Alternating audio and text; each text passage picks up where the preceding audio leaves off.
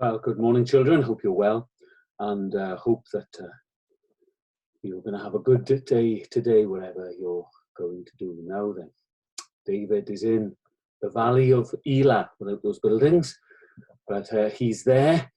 He's not using the armor of Saul. He's not sponsored by Saul. He is with God. He is depending upon God. He's also depending upon the gifts that God has given to him. Because, as we saw yesterday, God has already given him the victory over a lion and a bear as he's defended sheep. He knows that he's clearly got some gifts with a sling. And so he chooses 5 smooth stones. He doesn't take Saul's armor. He uses what he's used to because he knows God is with him. And he goes to face Philistine. In that valley behind, he goes to face Goliath. It's just the two of them. And Goliath starts the battle, as it were, with his mouth. He starts trash talking David. And it would put the fear of, it would frighten anyone. It's 9'6" Goliath says. This is what he says to David. This is his opening line. Am I a dog, he says, that you come at me with sticks? He's just laughing and mocking at him. Come here, he says, I'll give your flesh to the birds and the wild animals.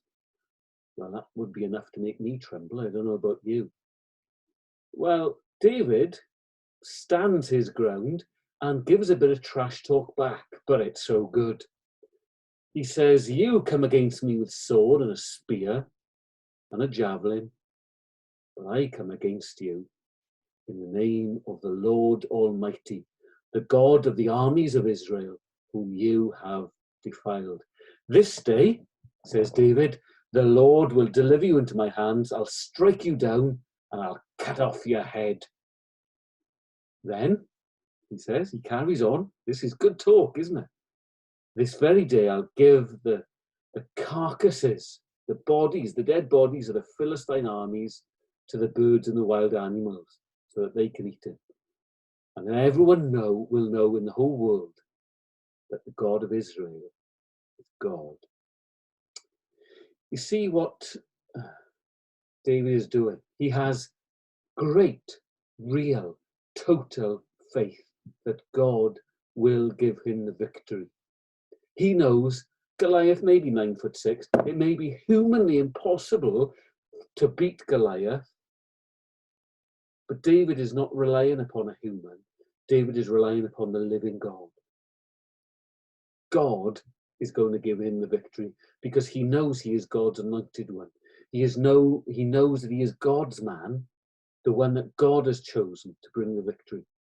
And so as they come closer together, as David runs to the battle line and runs towards him, and Goliath runs towards him as well, David reaches in, grabs a stone, it only takes one, slings it, and it hits Goliath on the forehead.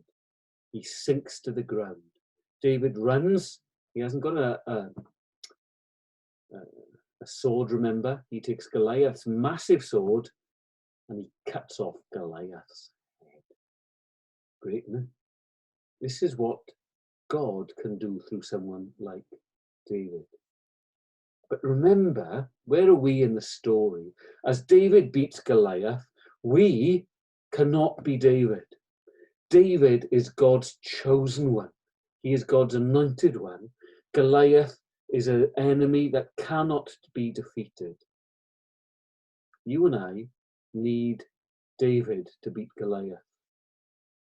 Now, we don't have Goliath today, but the enemy that we can't beat can only be defeated by our anointed one, the Lord Jesus.